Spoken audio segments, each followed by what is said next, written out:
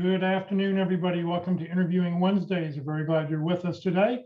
It is September 8th, 2021. You're with us for session number 6, interviews, openings, closings, and follow up.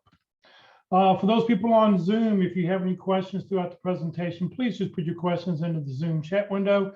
For those watching on Facebook, you're welcome to enter your questions into the comment field. I am monitoring that feed, and we will get all those questions answered at the end of the presentation. This is a pre-recorded presentation once again, but we'll hang out at the very end. We'll answer all the questions you have. So if you think of something, put it in the very end and put it in the chat box, and we'll be sure to get those questions answered at the very end. Please note this event is being recorded. It's currently live on Facebook. The recording will be on the Career DFW Facebook page and the Career USA YouTube channel for others to view in the future. By participating in this event, and if you have your microphone or camera on, you give consent for your name and picture to appear. Please note that any comments you put in the Zoom chat window do not appear in the recording. Well, good afternoon, everybody. My name is Jeff Morris. Back in 2008, I started a website called careerdfw.org to help those who are unemployed in the Dallas-Fort Worth area. In 2012, I started a second website called careerusa.org to help people outside the Dallas-Fort Worth area. I have written a book called What I've Learned About Your Job Search That You May Not Know. It is available on Amazon. Since 2007, I've been facilitating the North Dallas Plano Career Focus Group. The group's been around since the late 1990s. I took it over in 2007 when the prior leader landed a job, and so I've had it since. And I'll tell you about our programming coming up this Friday at the very end of this session. It's an interesting program we have coming up this Friday. And since 2017, I've been a member of the practice interview team. You'll hear more about the practice interview team here in just a second. Well, when we started this last April of 2020, I reached out to, two people who I knew who could talk all about interviewing, Mark McDonald and Walt Glass. And so I'm very glad that both of them are with us. And they put together a 13-part workshop. So their presentation is, I think, about 65 minutes here. And then at the end of that, we will answer whatever questions you have.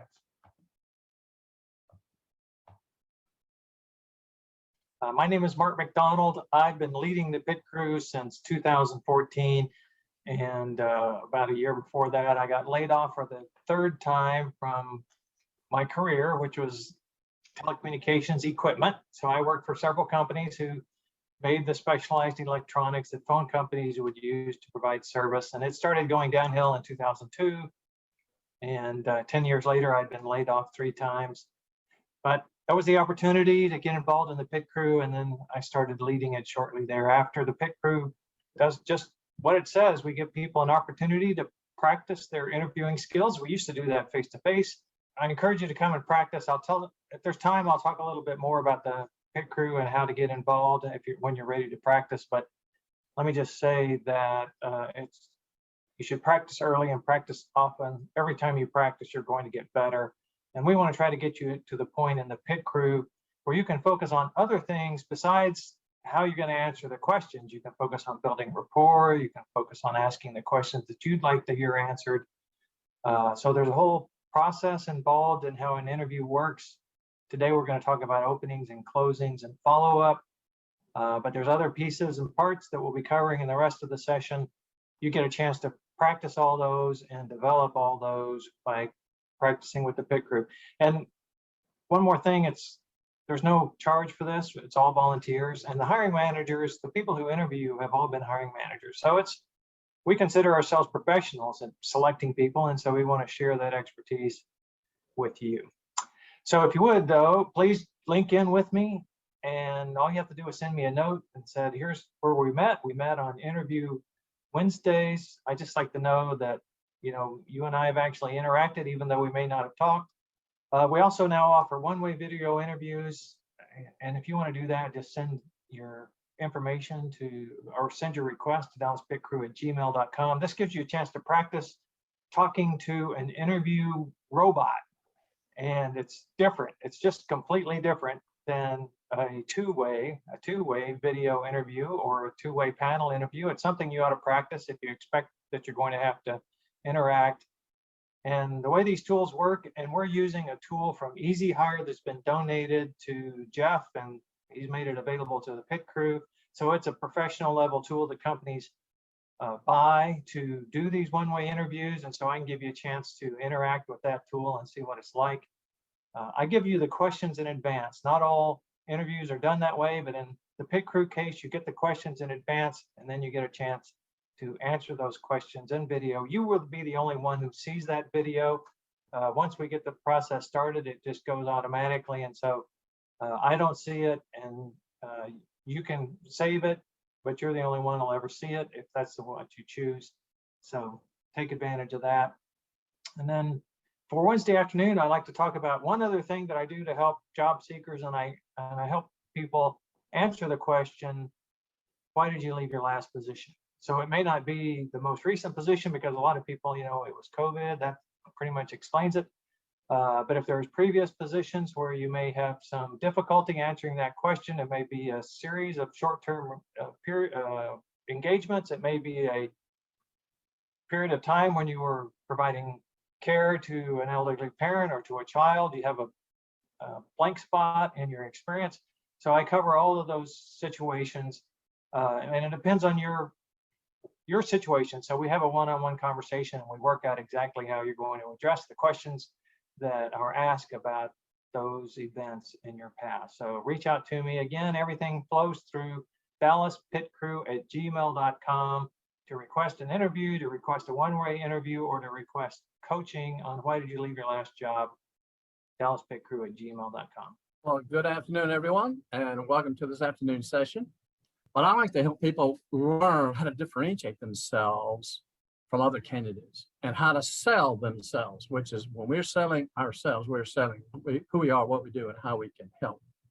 And to do that, starting with the very basics and fundamentals, covering the 11 basic categories of questions, and talking about how we can apply the selling of I am, I do, I help, and that and be different at the same time.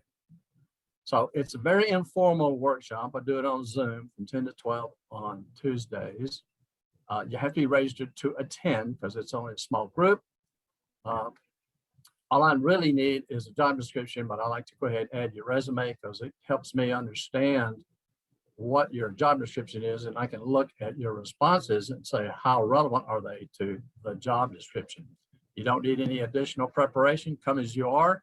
We want to take you from wherever you are to the next level so that when you go into a real interview, you're excited, you're enthusiastic, or you're very interested, and you have confidence, and you have done your homework and your preparation in advance, so that when you walk into that interview, it's a fun time and it's not a please God help me answer these questions experience.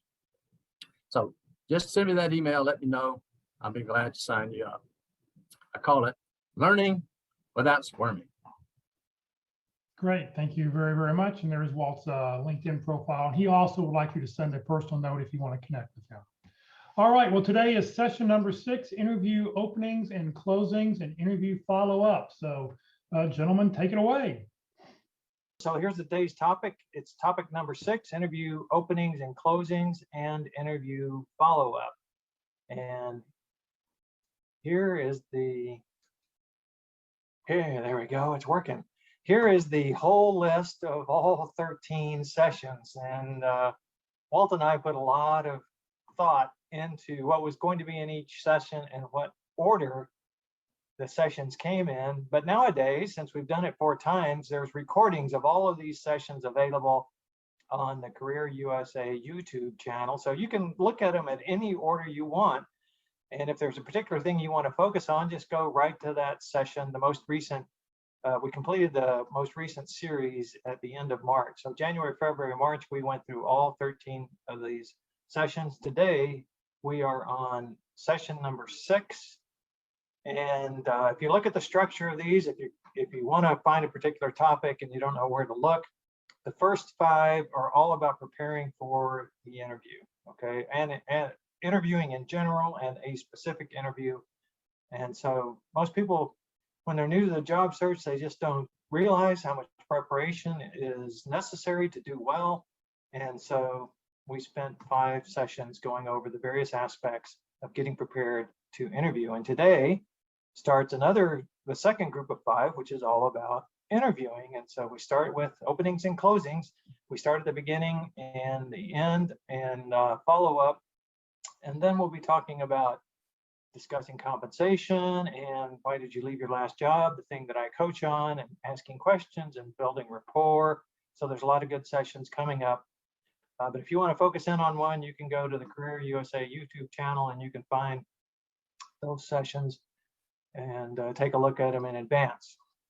The final 3 topics are kind of some advanced things that build on the 10 that came before. So it's a good idea. You can go and take a look at those, but they will refer back to the previous sessions pretty extensively.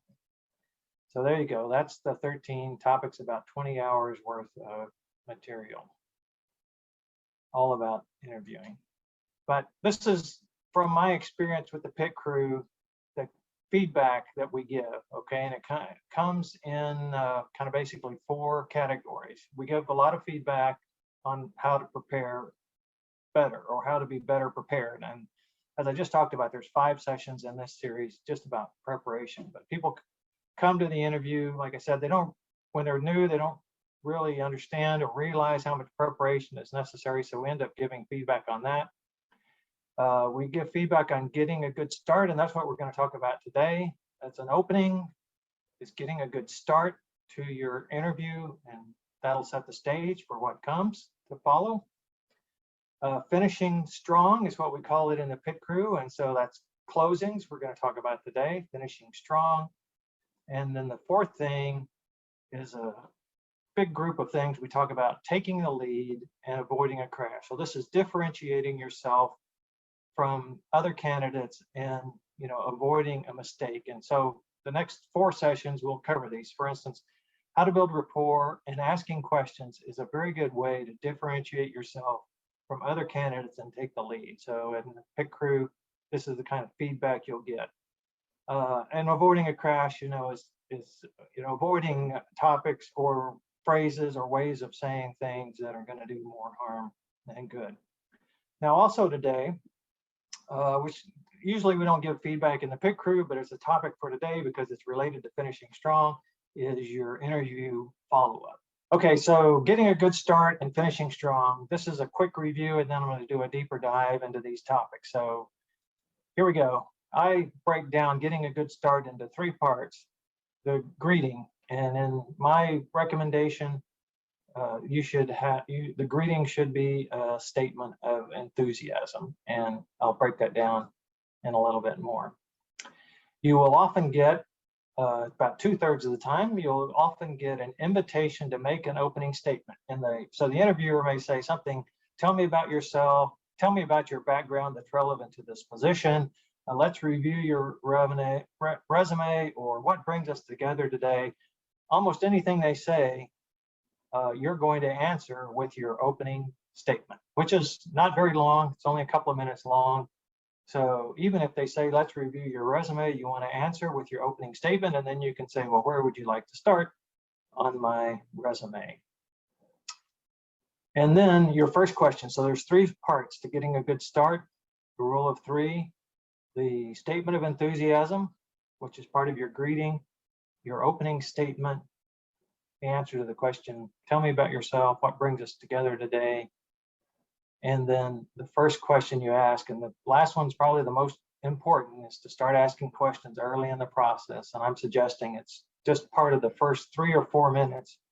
You end that 3 or 4 minute introduction with a question or 2 or 3. Now, finishing strong similarly has 3 parts. You need to ask questions about the role and the hiring process. So this is just a summary real quick. You need to ask for feedback to discover objections. So don't forget to ask for feedback at the end of your interview, and ask for the job or ask to advance to the next step. So many people do not do this. They don't close it out strong. And so we're going to talk about that today. So let's go into breaking this down. I recommend that your greeting be a statement of enthusiasm. Okay, now you're going to say, hello, my name is Mark. Isn't the weather nice today? And thank you for your time. But I would say, and you can say that stuff to niceties to show that you're human, but you need to also say, I'm really excited to have this conversation today because, and you're going to say a couple of things about the job, okay? You're going to say 2 things you believe you can help them with, and those are based on your preparation at this point, right? The job description and any conversations you may have had with the recruiter. But 2 things, very specific things you believe that you can help them with, which is why you're excited, interested, enthused to have a conversation with them today. So here's an example.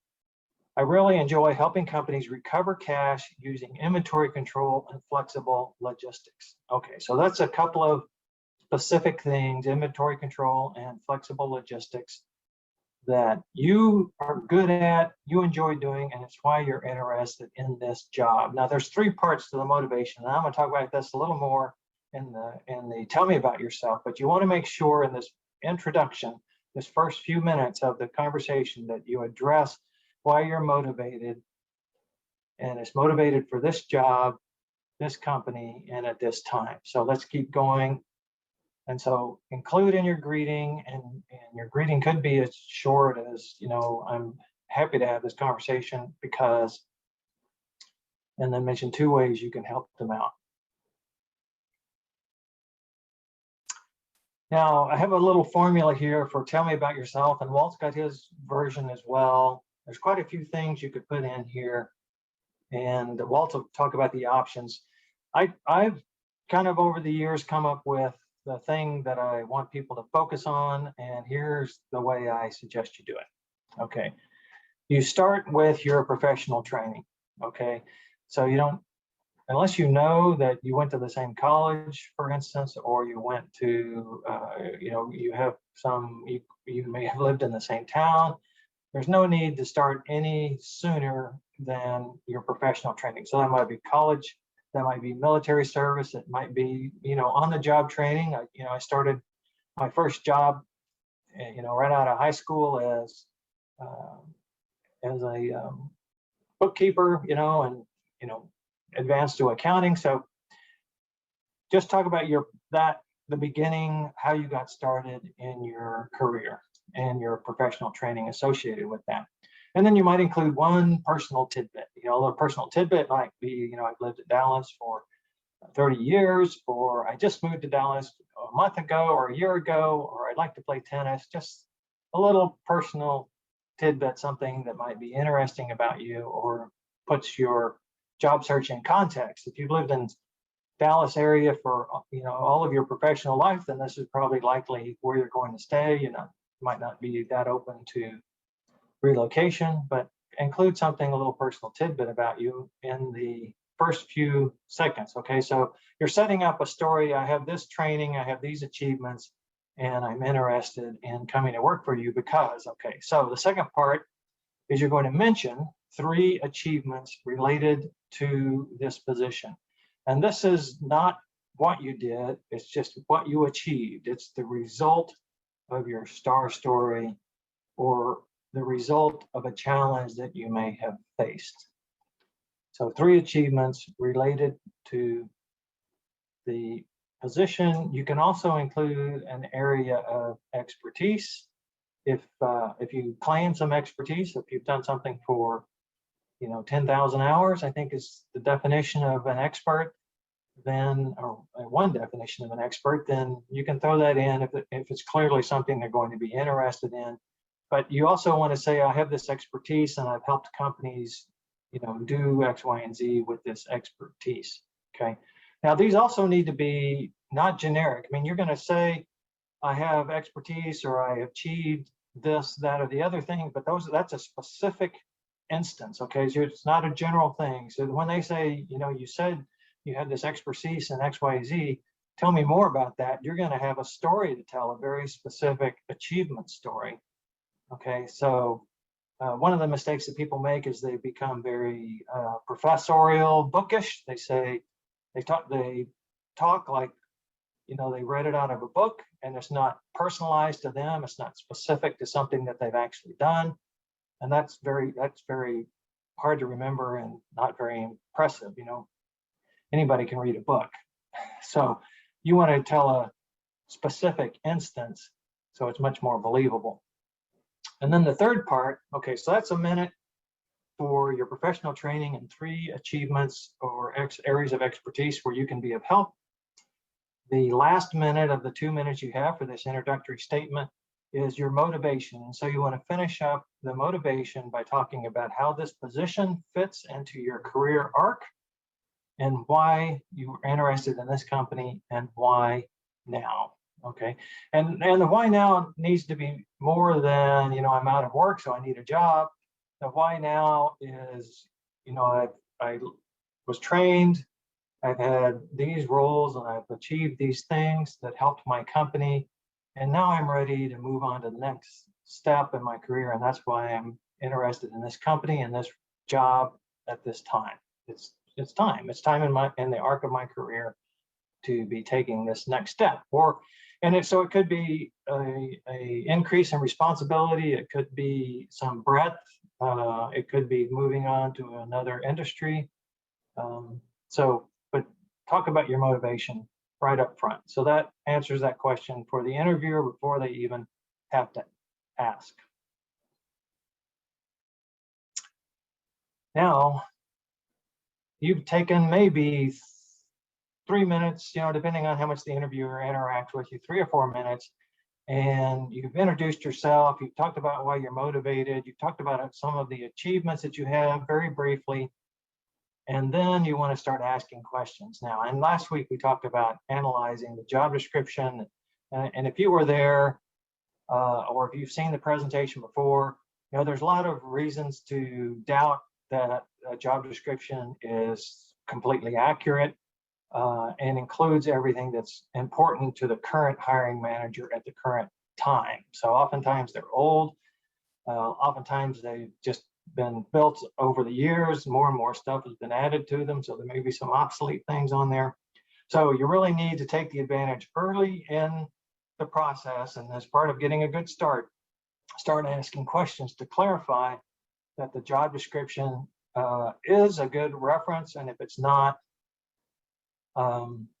what is the right information. So you might ask questions like, here we go. So you're going to ask questions. You need to be persistent. You may want to ask more than one question. As a matter of fact, I would ask at least 2 questions. And this may be a little bit awkward because early in the in this interview, it's only 3 or 4 minutes in, you're starting to kind of take over the interview by asking your own questions. So you may want to soften them a little bit and say, I'm curious to know, or, I did some research and it was really interesting that.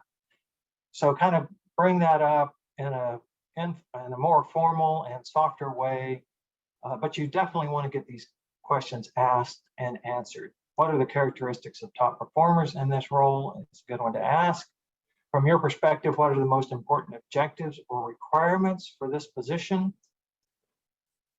In your opinion, what is the most important contribution that the company expects from this role? So you're asking defining questions. These are all questions.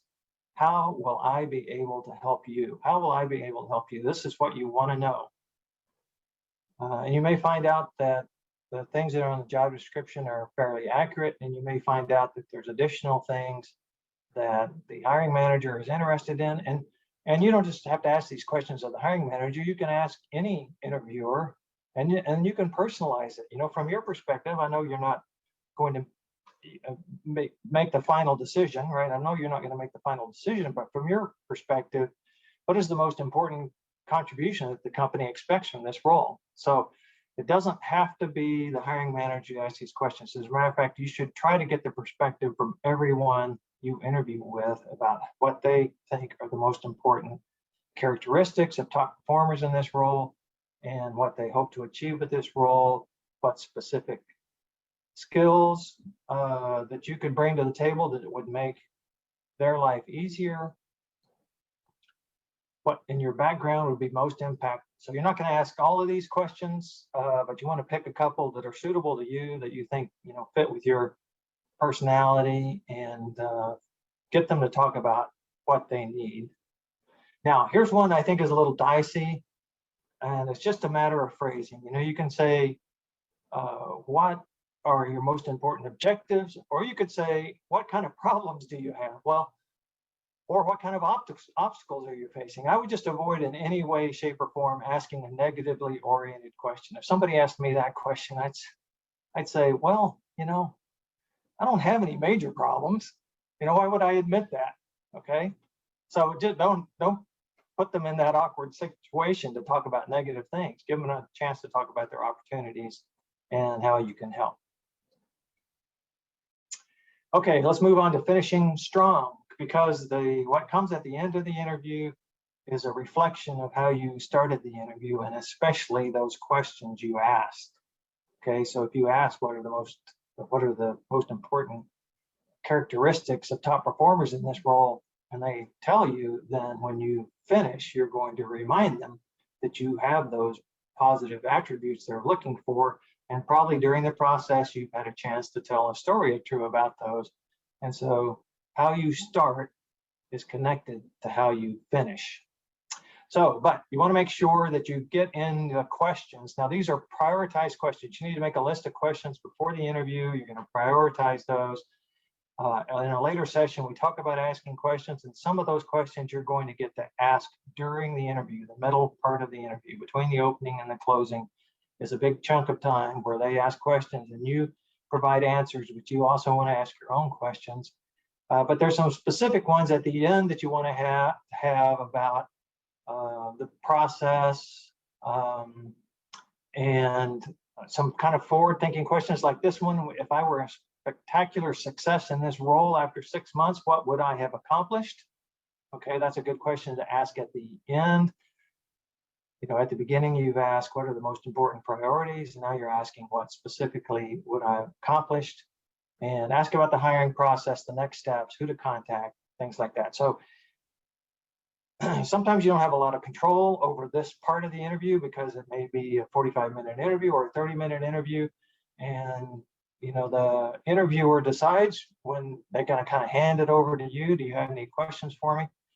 So you need to be aware that you may not have a lot of time. So that's why they need to be prioritized. On the other hand, if you have some control over the pace of the interview, then you need to realize that you got a lot of questions that you'd like to ask at the end. So see if you can make that happen. You definitely want to ask for feedback as well, okay? And a very straightforward way, is how do you see me fitting in? Okay, how do you see me fitting in? And a lot of people think, I've heard, that you really shouldn't be asking for objections because that's what the interviewer will remember. Is that you are concerned about how you might not measure up. But this is the only time you're going to get feedback. I mean, if you're not a good fit, the next step is, we're moving on with more qualified candidates, and you're never going to hear why they didn't pick you or where you came up short. It's also a very positive character trait to ask for feedback. So, how do you see me fitting into this role? Are there any areas in which you feel that I fall short of your requirements? I'm going to post up a document towards the end here of 200 questions you may want to ask. And there's several in that list of asking for feedback and closing the deal. And so there's several in there ways you can ask questions to solicit feedback from them. Another common way to do it is to offer up that you may not have explained everything as adequately as you could have. And so, is there anything that I may have not explained to your satisfaction, to see if they may have misunderstood an answer or still have some doubt about a question that you ask. So ask for feedback, and then ask for the job or ask to advance to the next step. And again, this 200 question document that I'll post up has several examples of how to ask for the job. And so you want to tie this request to advance to the next step to your statement of enthusiasm and your opening statement. And so you talked about ways you could help. You're going to summarize the ways you can help, the ones that you brought in with you and the ones that you've learned about during the interview. That's summarizing your value, and then express your desire to join their organization, to begin to help them and or to continue in the hiring process. Now, all I want to say about post-interview activities, the follow-up, and Walt's going to cover this in a lot of great detail, is that you can continue to influence the outcome of an interview by what you do after the interview is over. So never forget that. You still have an opportunity after the interview is over to influence the outcome. Walt will talk about how to do that. Well, towards the end here, so you guys don't get distracted, I'm going to post up that document on the chat window. So it's 200 interview questions. It's a good document, and stand by for that. Okay, Walt, I think you're up. All right, well, let's continue on. And it's very interesting because when Mark and I got together, we decided topics in collaboration and order, modified a little bit for the second generation and maybe a little bit more for the third, and now we're into the fourth. But we didn't collaborate much on the content. And so in an effort to confuse you, we're going to give you two opinions. No, that's not true. What we're going to do is give you a couple of alternatives or a couple options of things. And so just about everything Mark has already told you, I'm going to say it again almost, but it's a little bit different way, a little bit different order. But everything he says completely applies to the same thing that I would say, and maybe just a little bit differently. So we'll go back to this basic question in an interview: is what are we selling? And you heard me talk about the interview success workshop, but we want to know what they're buying. All right. So are we selling what they're buying? That's the whole match. We got to figure out what they're buying so that we can sell that to them. That's what salespeople do. They find out the needs, the issues, the concerns, the problems, whatever it is, before they start offering solutions. And candidates don't often do that. I would liken it to the car dealer. When you walk in, they would say, would you like to buy this truck, without asking one question. Let me just start selling some things without finding out. That's not what salespeople do. And everyone agrees that we're in a selling mode.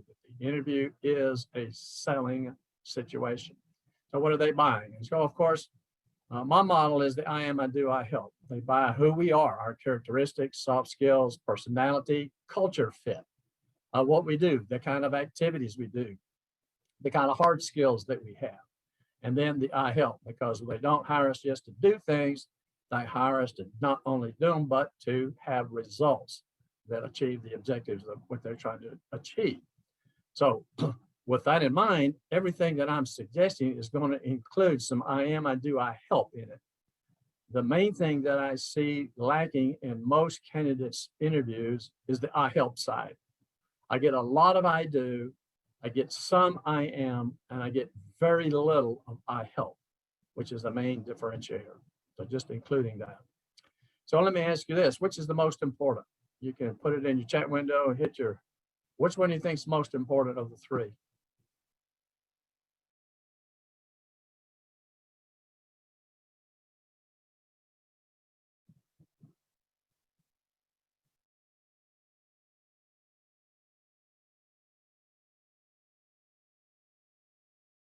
I like your idea of I help. And all three are basically extremely important. However, would you agree that if you're not likable, if your soft skills and personality don't match, if it's not a culture fit, it does not matter about what you do and how you can help. If they're not seeing you as a person they would like to work with, if they don't see you as a person that has the kind of personality and the soft skills that are necessary to accomplish what they're wanting you to do, I mean, I had a person, I said, I inherited this person. And I said, he is fantastic in the I do side and the I help side in his job. But please don't let him talk to anyone. No one, not another colleague, not another employee, certainly not a customer. I mean, I just wouldn't want him to do that. But he did a very good job of all the other things. And so Now, the I am side of him was a little bit strange. He was very different, thought a lot of different ways. So anyway, I say if the culture doesn't fit, why interview? And one of the things I'm suggesting when you're doing your networking and you're searching and targeting companies is find out about the culture, because if the culture doesn't match you, why go interview? So that would be my answer on which is the most important, but they all are certainly critical. But I'm glad a lot of you said I help in there. So if you heard about Moravia and his communication theory on communications of feeling and attitudes, he came up with a study that said 7% of the message is in the words that are spoken, 38% the way they're said, and 55% is really everything else. And today, everything else is going to be your facial expression, because they can't see much of anything else on an online session. And so as an example, I thought you drove to Dallas. I thought you drove to Dallas. I thought you drove to Dallas. I thought you drove to Dallas, and I thought you drove to Dallas. Okay. In an email, those are all the same 7 words. But in the intonation, there's 6 different meanings coming up with just how you say the question. So we want to take advantage of that, because how we speak is very important, not just only what we say, but how we say it. So our facial expression and body language, what we say are the words we choose, and how we say it, of course, is the intonation that we give. Well, my philosophy is this: what are you thinking prior to the interview? So you want to get in, you want to do your greeting, you want to do your opening, okay? You want to do all those things, but what is your mindset? What are you thinking? And this has a great deal to do with success in an interview. So the things that I'm suggesting must be genuine, all right? I never want you to lie or to be somebody that you're not. I want you to be yourself. But what are you thinking when you walk in? And there's 2 ends of the spectrum. Please, God, help me answer these questions, all right? And so I'm just trying to get through the interview and do the best I can. I'm very nervous. I have a lot of anxiety, fear. And guess what? It's going to sound like and what it's going to look like when we talk. Well, it's very natural. But if we prepare and we practice, we come to the workshop, we go to the pit crew. How many times do you think you need to practice before you gain some confidence, right? It's more than once, right? So it takes a few times. And we find many people repeating their interview practices. I think, Mark, maybe the maximum, I think one was 9 or something like that. I can't, your visual is covered up by the chat window. So anyway, this many, right? Whatever it was. Yeah, it's 9, yeah. Okay. So they practiced a lot. And I remember Jared came back and said, I landed, and the interview was so easy, so much easier than the ones that I had here at the workshop and at the pit crew. Well, you go, duh, why do you think that is? And so you are learning during those sessions. Now you're applying into the real interview. So learning is your primary word for practicing, getting better. So the word we choose, the tone we use, and how we look sends a complete message. So on a scale of 1 to 10, how important is the greeting? Now, Mark talked about a greeting, gave you some details about that. So, but how important is that? So we say it's very important. So what kind of greeting do I usually hear? I'm glad to be here. Thank you for taking the time to talk with me today. And that's it. All right. That's not different. It's not showing any enthusiasm, any excitement, or any interest. Now, for those of you that don't like to jump on the table and dance with enthusiasm, the word is interest. You have strong interest in the job in the company. So we want to show that and demonstrate that, but it comes from what we're thinking. What we're thinking drives the other things. It drives our words and how we say it. So you can't just say the words, I'm excited to be here. If you're not smiling and you're not grinning and you're not really looking like you are excited to be there, then it's not going to work, right?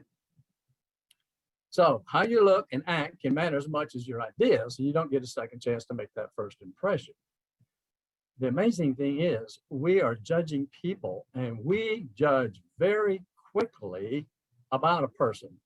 And I'd say it basically comes down to 3 choices: plus, minus, neutral. All right.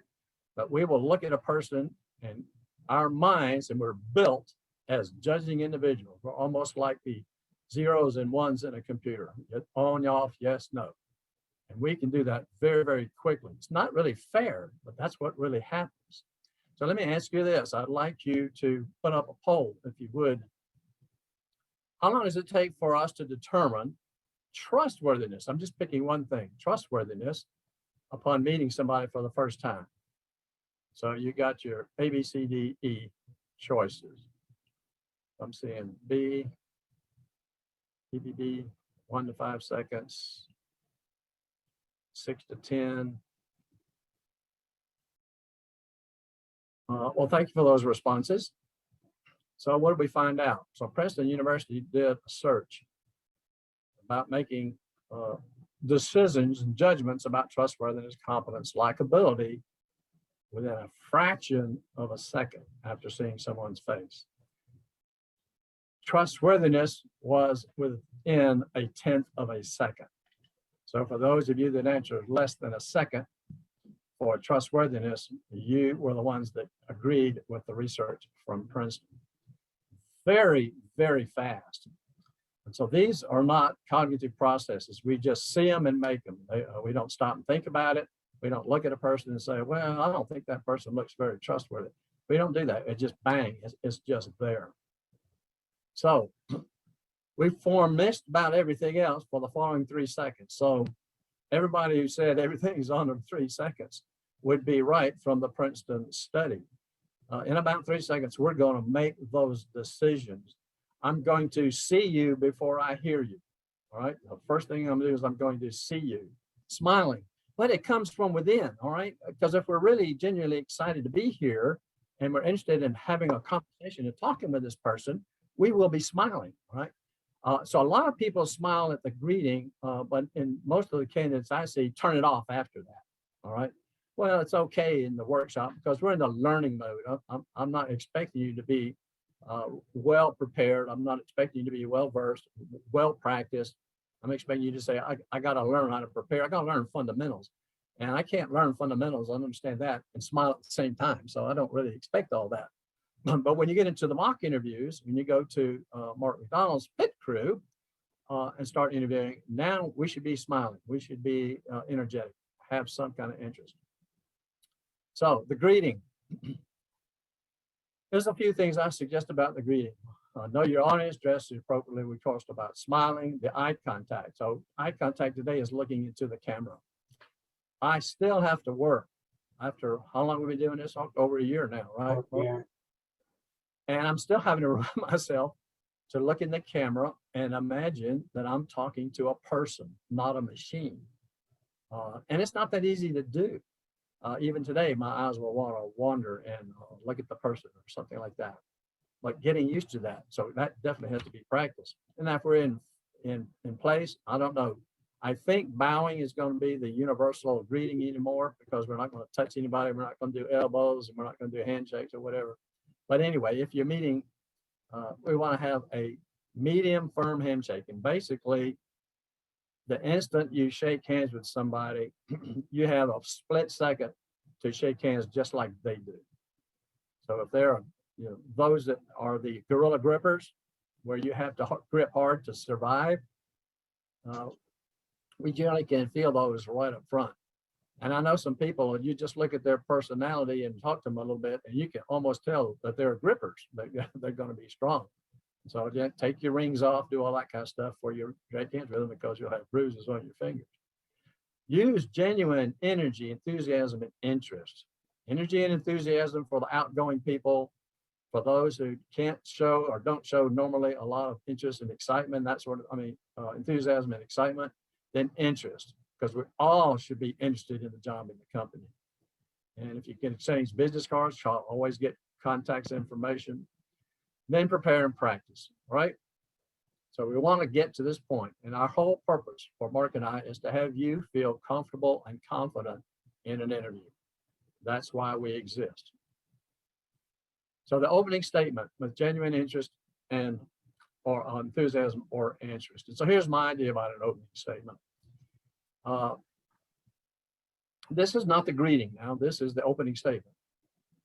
The greeting, I would go back to what Mark said, what you include in there. I have something like, it's great to be here. I'm excited to talk with you and have a conversation with you about this particular position. I look forward to getting the information or the expectations, and I think I can help you. Now I'm going to mention a couple of things, just like Mark said. I think I can help you improve your footprint, get more hits on your webpage, whatever it might be. If you're in marketing, those types of things that they will want you to do based on the information that you've had so far. But when you get into tell me about yourself or what brings you here or whatever it might be for that opening statement, here's what I suggest. And this is very, very similar, maybe a little bit out of order, different order than what Mark said, but very, very similar. But we all decided to get into our career at one point in time. Okay, I was in IT for about 40 years. So how did I do that? What happened? Why did I get into IT? So I just say a little thing like when I was in college, I had a summer job. They put a computer across the hall. I actually left my job on that computer that summer. I've been in information technology ever since. And I love focusing on customer service. Okay. The role I'm looking for is a customer relationship manager, a customer success manager in the IT serving, clients. So that says, one, how I say it tells them I love to do that kind of work. I enjoy doing that. Here's the decision. Here's how I got into it. I like doing that. And I like achieving from what I do. I like achieving the results of that. So that's a little bit of I do and I help. And saying I'm excited to be here is a little bit about I am. So here you can give a couple of relevant experience items and a couple of relevant strengths and the value. Remember, Mark is saying, put in an achievement, put in a result. Well, I can in one sentence cover both of these.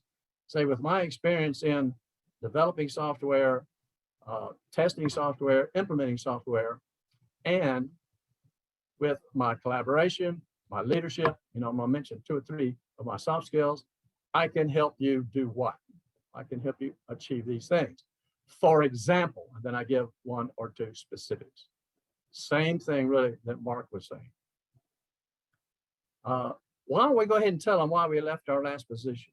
Unless it was a very negative situation, right? If it was a normal situation, you can say, I left because I was downsized. You don't have to go into any other information than that. So we don't want to stop there though, because I want to say what it is. And I want to say it very briefly. I don't want to explain why I was downsized or anything like that. You say, oh, I had a merger and acquisition, and of the so many whatever as people that were let go, I was one of them. But that brings me to why I'm here with you today. Mark covered these 2 items exactly the same that I'm covering here. Why do I want this job? What is it about this job that excites me and energizes me? And why do I want to work here? Those are 2 questions we have to be able to answer. Well, why don't we just go ahead and kind of mention it in our opening statement, not our greeting, but in our opening statement. So I can tell them what is it about this job and include a value. So why do I like this job? If I talk to them and says, I really enjoy turning customers around. I enjoy having referenceable clients. I've always met my sales quotas for services, and I'm talking basically in their frame of reference in the I help side. I'm driven by what my results are more than what I do. I love what I'm doing, but I'm driven more by the results. That's very different than saying, I like teamwork, I like this, I like that. All right. Can be specific and put in the I help side. Then state your job focus. Now, this is where we're beginning to get into the question mode. And so specifically, so I'm in transition, I'm really interested in whatever their target position is here at company name. All right. Got to show that smile and that enthusiasm and interest. Are you truly excited about it? Because if you're not, you won't show it. Then you can ask one of those first questions that Mark was talking about too. And so I have 2, and they're both on the I am and the I help side. Who are you looking for? What are the characteristics of a top performer? How does you would describe a person what they would need to be successful in this role? You saw several examples of from Mark. And what can I do in the first 6 to 9 months for you to say I've done an outstanding job? Can you tell me when my performance review comes up, what are the criteria in my performance review?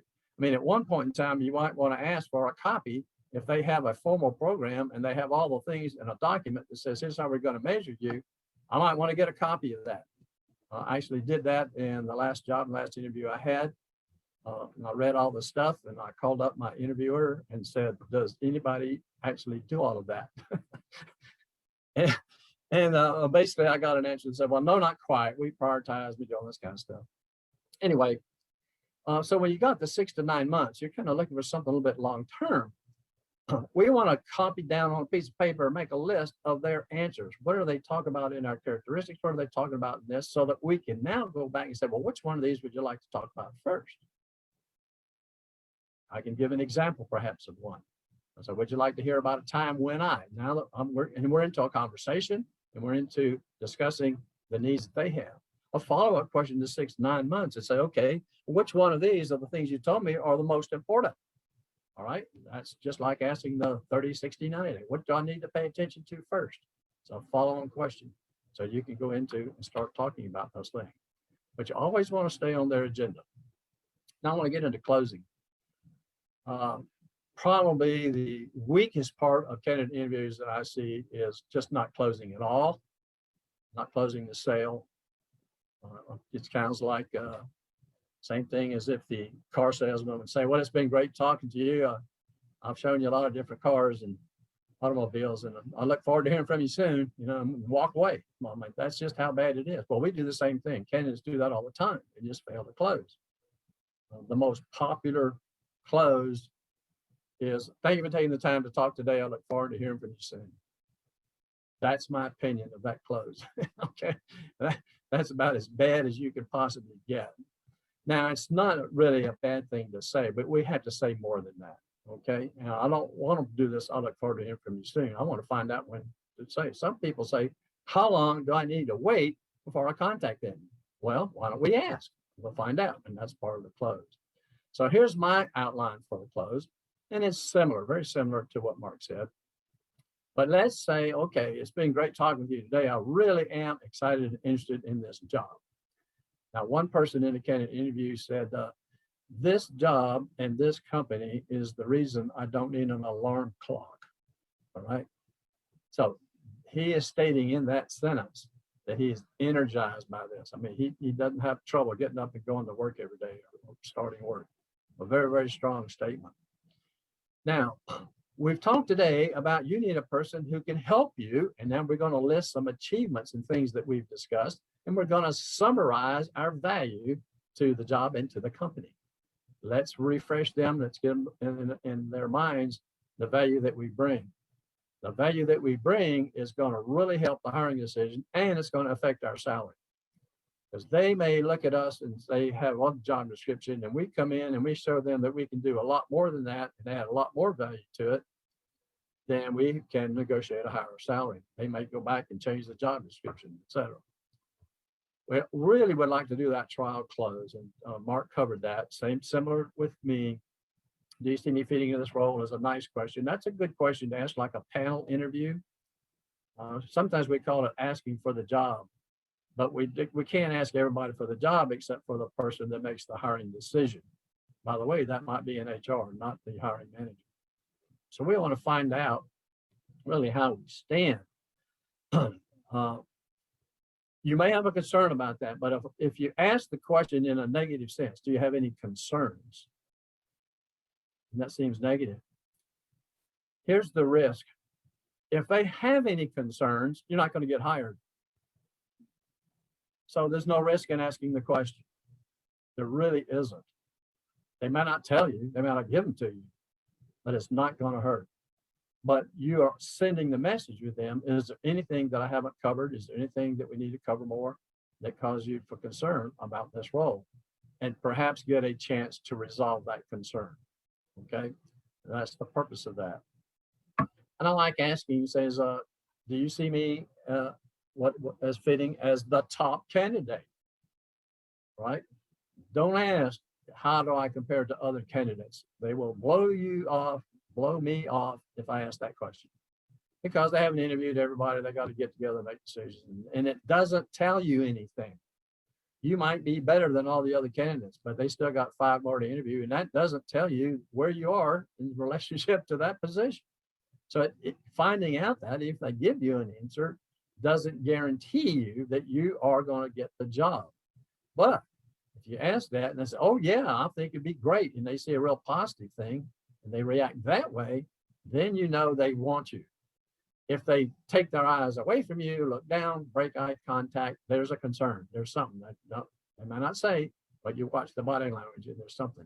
And you can follow up. Says, well, it would appear that you have some concerns or something about me. Is there anything else that I can help you with? Be persistent, pursue. You've already lost the job if you don't try to follow up and find out what it is. So be persistent, but don't be real negative with them. So find out the whole process for hiring and update it as you go along so that you know when their projected start date is, their hiring date, all the people that are going to interview you. You might get their names when those interviews are scheduled. What are their roles? We like to be able to do research and find out about that.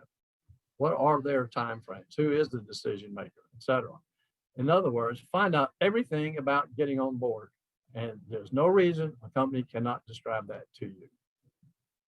Then the very thing, next thing is the next step. So where do we go from here? Will I hear back from someone? Who will I hear back from? Okay, Mark, if I hear from you, when should I hear back? Okay, well, a week from Friday. Okay, Mark, if I don't hear from you for a week from Friday, can I call you on Monday afternoon? All right. So I try to set up a time. I set up an expectation. And then when I get his voicemail on Monday afternoon, we'll talk about follow-up, and I'll include some things in that, but I end up with that. And if I don't hear from you by another date, I'm going to call you again, and you reset the time frame for calling. So that's some of the follow-up stuff. But get contact information as best you can. All right, you'd like to know. Sometimes it's not as easy to do. You might have to do a little work to do that, but ask them for their email, ask them for that information. Maybe they won't give it to you, but they're not going to not hire you because you asked. I mean, you may as well ask. You can't, it can't be any worse than not having it already. And then smile again, make that eye contact and show that interest and enthusiasm. A statement. Some people say, can you show me my desk where I'd work if on the way out? Something like that. But I can't wait to get started. So let's talk about follow-up now. Which one is the most important, the opening or the closing? If you had to choose, now you know both are very important, but if you had to choose one, which one's the most important? You might not do a very good opening, but through the interview process and through everything in between the opening and closing, and you talk about things, you may be able to do a much stronger close than you did in the opening. I would say the quality of the opening is strongly related to preparation, right? I mean, it all is, but what you know about the company and the knowledge about the company, what you know about the people, my greeting, if I was greeting and Mark's interviewing me, and I like to say, hi, Mark, it's really good to see you. So I didn't know that you led the pit crew. I used to do an interview success workshop and help people with interviewing skills too. And I find something in common, and I mentioned it in the greeting, right? Very positive. We make a connection right away with something. Oh, you went to SMU? So did I. Did you graduate? Anyway, so the closing would be the one. Now, I would love you to do a good opening, a good middle, and a good closing. So following up. So what do you do after the interview? We used to be able to mail them. Now it's kind of hard to find mailing addresses, but we would like to do a thank you note. Email is okay today. And one person hand wrote the thank you note on a thank you note card, took a picture of it and included it in his email. So I did a little bit of both. And I'll talk a little bit about the thank you note itself. You may need to alert references. If they ask you for any, you definitely need to alert them. And I'll say that you may be contacted. You might want to review with your references what it is you would like them to say about you that they know about and would agree that's relevant to that job position. take a look at your, sit down and say, okay, let me just look at this interview I just had, and how did it go well? And where did I have issues or problems, or where are some things that I can improve upon? And what answers do I need to prove? What more research do I need to do, et cetera? And how would I do that? Because I come up for the next interview, I want to make sure that I'm not doing those same errors or mistakes, or that I'm making improvements. And then research everything that you need to research. Saying, okay, I better look this up and know about this so that I can improve what I'm doing for the next round. So continue to research, all right? Research the people in the company itself, the industry, the competition. All that kind of information is going to help you. It'll also help you when you ask questions. Well, I understand that Tesla's come out with a new electric vehicle, and now GM is introducing the Lyriq. And so I'm looking at GM and says, oh, how is the Lyriq going to beat the Tesla electric vehicle? And by the way, that's what you do. You help produce electric vehicles, so you can help them do that. Connection request on LinkedIn. I have a pet peeve about him. Mark mentioned he enjoys people who put a note in their message. This is how I met you. This is how I know you. This is somebody referred me to you. I attended the Wednesday afternoon interviewing sessions, whatever it might be, and I'd like to connect with you. Now, in order not to feel used, you follow up with a connection saying, well, thank you for the connection. Now, if I am a person who might be able to help you make a connection, this is an opportunity to say, I'd like to talk with you more. Could we set up a time in the schedule to have a phone call or something? And in that phone call, I would ask about you. I would ask things about you. I would ask, what is it that's going on with you? And maybe there's some ways, and how can I help you? So I would look for helping them first, not me first. So that's one of the laws of networking, helping them first. So you might want to follow the company. You might want to look up people in the company. You could certainly look up possibilities for informational interviewing with people that work inside the company. So stay in touch. Think about the hiring manager. They are forever busy with other things.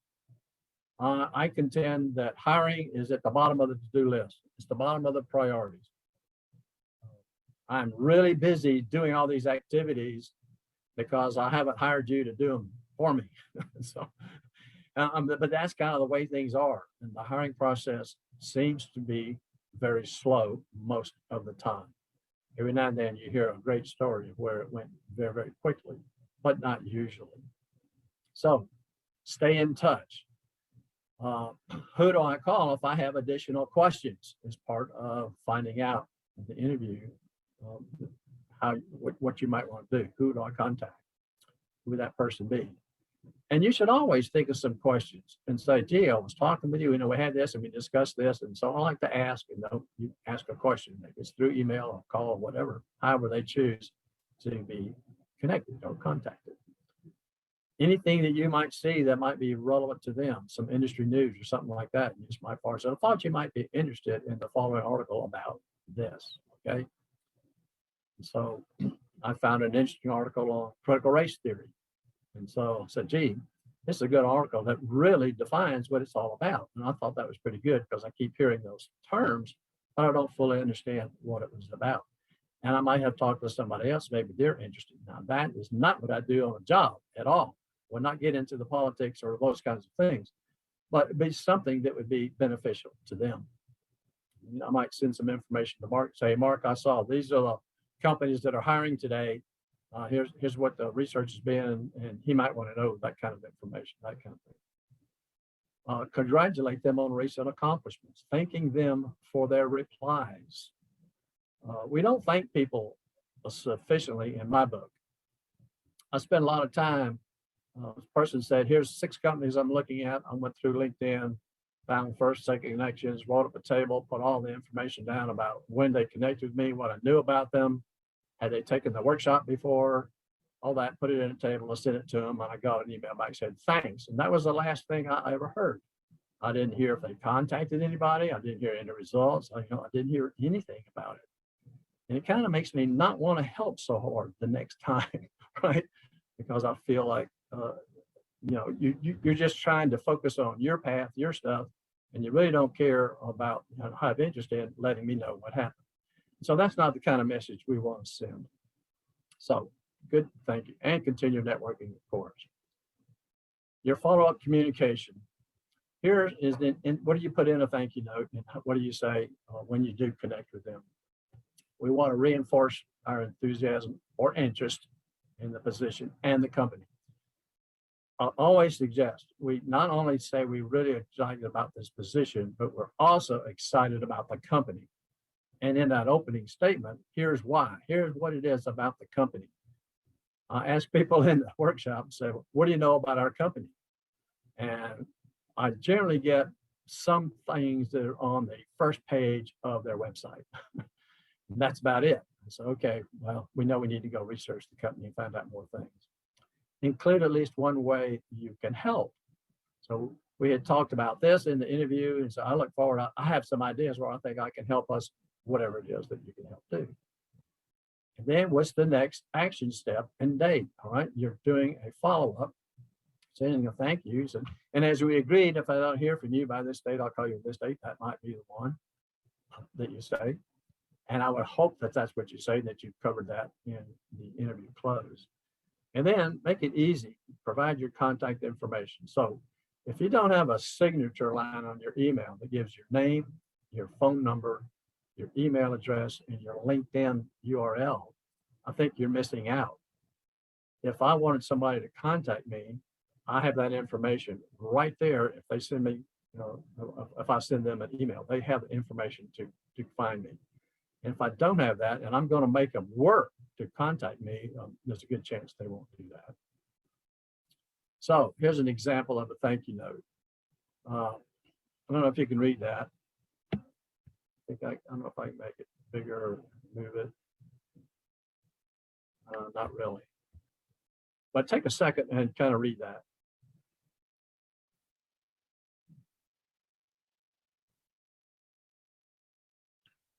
This person chose to put it in script rather than block print. So that's an alternative, make it a little more personal.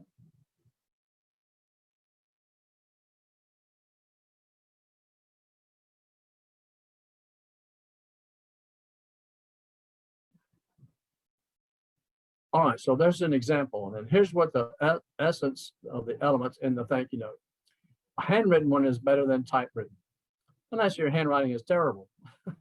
And so if your handwriting is really terrible, then I'd rather see an email, have it typed in. But handwritten sends a little bit more personal note.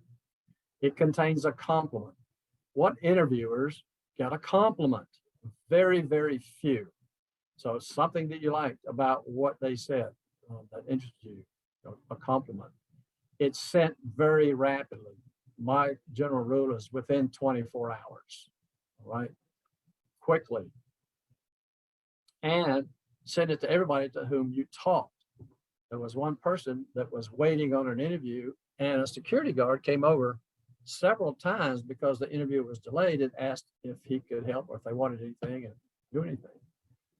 And he said, I should have gotten that person's name and I should have sent him a thank you note. The admin, when I was waiting to go in and talk to the person, the admin that was in there, I said hello and talked a little bit, said, what do you like about the company? Not trying to interrupt their job or anything. Did a little bit of an informational interview.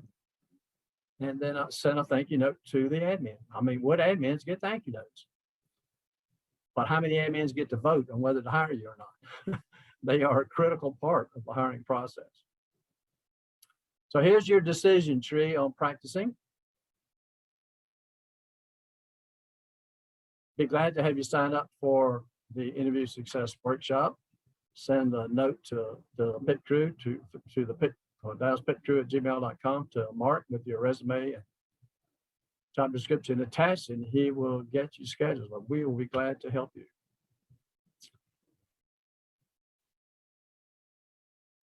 All right, I just posted up the 200 question document. And for those of you, you can just click on it. I think it downloads automatically to your computer.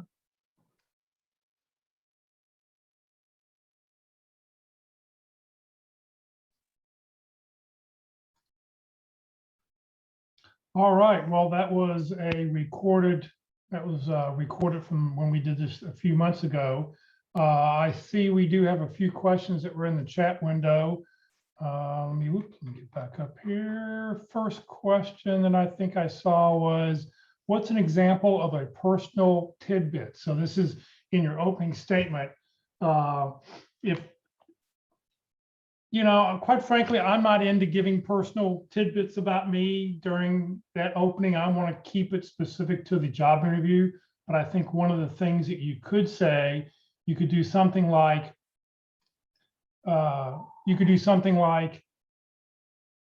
if in my son's case, he runs half Ironmans. So we could have said, and I've participated in several half Ironmans, and then keep on going. Because you just never know what little thing is going to stand out and make it a little bit different, or a little bit, something more than what you've seen before. So I think that's why he talks about something that would be of interest. If you're a scratch golfer, or you've competed in tennis tournaments, I don't know, just something, I would say something energetic. No, I don't love to watch, and I love to watch TV would not be a good personal tidbit to share. All right. See here, another question. Question possibly your management style. How would you describe the culture? Kevin, are you asking when you're trying to find out from them? Is that what you're trying to say? Yes. So I think it's important. I think it's important to know whether it's going to be a fit. right, and it is very important. And hopefully you've done one or two maybe information interviews with other people who have worked at the company. You can maybe get some of that ideas. I saw a great presentation last night from a career group up in Ohio. And, he said, be sure to check the company's website, because the company's going to have on here what our culture is. And if you see that our culture is X, Y, and Z, and you're A, B, and C, right then it may tell you that this is not going to be a good fit for you. So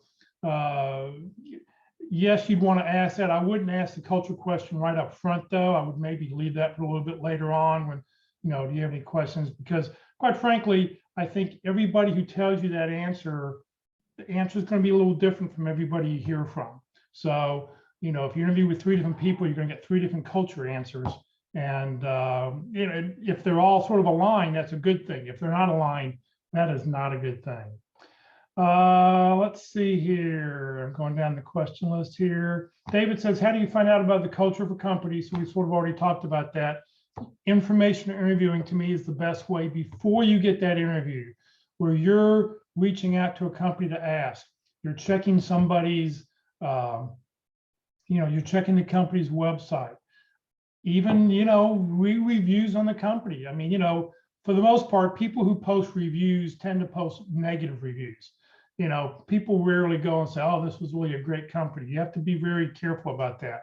But if you can go and physically talk, or, if you can talk with somebody one-on-one, I think that's the best way to find out culture. But you also have to remember the culture in one department may not be the culture in another department. So one of the other tips I heard last night was very interesting was, so if you can find the department that you're interested in applying to, and you can find those people on LinkedIn, if it's possible, using the company page or whatever, try to talk to some people who work for the hiring manager, because that way you'll find out what the culture is like in that department, and that makes a real big difference.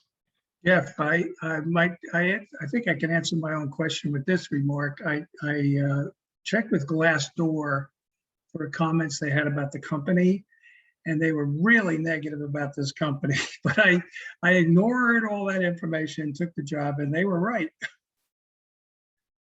Right. I mean, it's real important. I mean, my son's in a case where he has interviewed with, he's accepted a job. He's working for this company. And quite frankly, now that he's been there for a few months, he realizes that, okay, I'll stay for a year, but in a year from now, I'm going to start looking to find something else because this place isn't, the culture is just not what I thought it was going to be. I thought it would be beneficial. And I'm going, well, it's only your second job. These are the things you learn when you go from job to job, what questions you need to make sure you ask.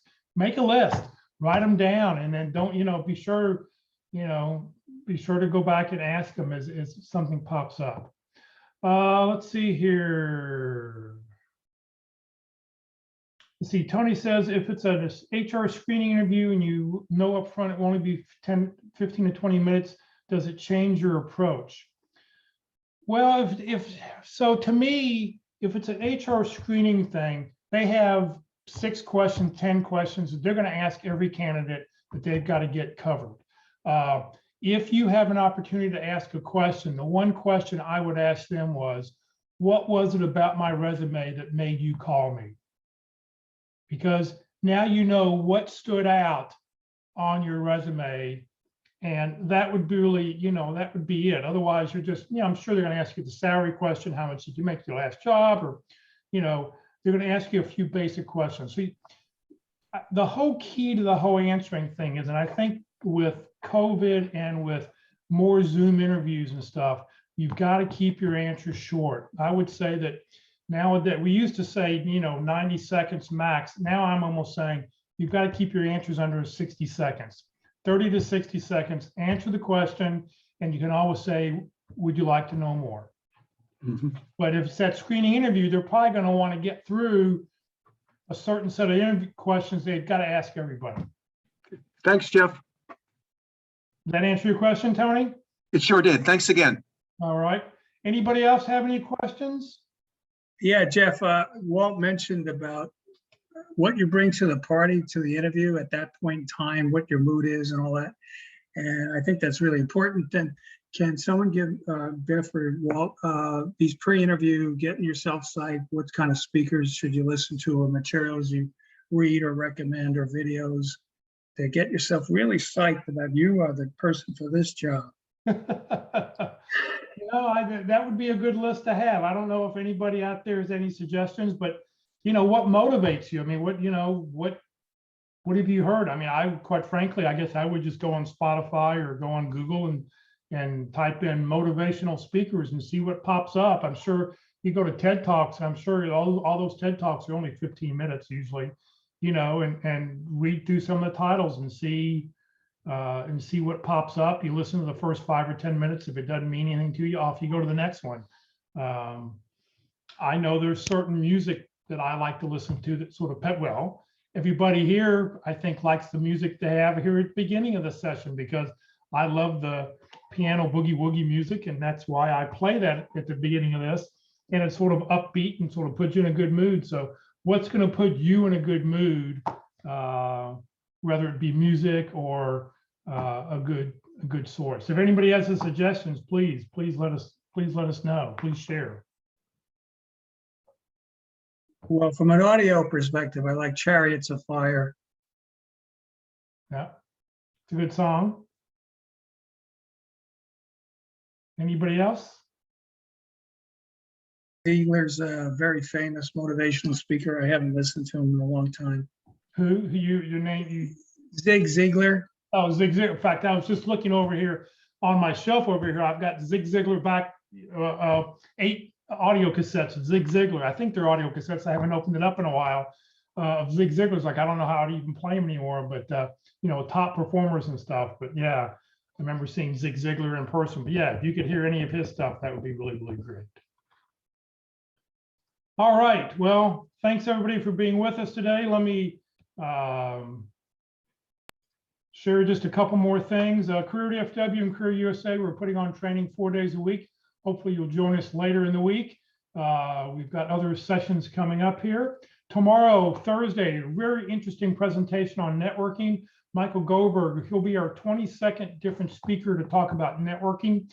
He's going to talk about knockout approaches to networking. He was a boxer. I think he maybe still boxes. and boxes just to keep in shape. But his theme is, knockout approaches to networking. So come join us every week. It's always a very interesting presentation tomorrow at 1 o'clock. This Friday at the North Dallas Plano Career Focus Group, 9:30 in the morning on Friday. A very interesting presentation. If you've never done it, Kingdomality. Where do you fit in the kingdom? Mike Newman will be with us. He uses Kingdomality when he leads all of his project teams. He'll talk about that. There is a free online test at www.kingdomality.com. Please go take that test beforehand so you know where you fit. There's a white knight and the black knight and the jester and the I don't know, 13 different things. It's always a very fascinating presentation. So please join us. It's a fun time to sort of see where do you fit in with everybody else. Next Tuesday, our LinkedIn Tuesday, how to use LinkedIn for job hunting strategies to get results. Next Wednesday for interviewing, we'll be on session number 7, how to discuss compensation and the circumstances around leaving your previous job. Why did you leave your last job? So that's one of those questions that pops up usually every interview, and they always want to talk about compensation. So these are 2 very important topics to talk about. And then next Wednesday, we'll be on the 3rd Thursday of the month. So we'll be talking about resumes, resume writing rules that put you ahead of the competition. Carol Bukel will be with us. She's a certified professional career coach, and she'll be presenting that session next Thursday. This session has been recorded. It will be on the Career DFW Facebook page and the Career USA YouTube channel. On the Career USA YouTube channel, click on the playlist where you see that red arrow, and then down where you see the green arrow, click on View Full Playlist, and then up will pop a list of all the different topics and titles. You can go back and watch any one of these interviewing topics that we've talked about in the future. If you're not receiving emails about our workshops and you'd like to join the Career USA mailing list, please just send an email to Career USA plus subscribe at groups.io. You'll get the daily email. It'll have the title of the day, the topic of the day, and most importantly, the Zoom link of the day. So you don't have to go search where to click on joining our presentation. Please know Career DFW, we're a 501c3 nonprofit organization. We have no full or part-time employees. Career DFW we survive on your donations. I'm a volunteer. I've never gotten paid to do any of this for the last 13 years. This is what I do just to give back to the community. So please consider making a donation when you get your next job. So thank you for joining us today. Hopefully we'll see you later in the week. Everybody have a great week.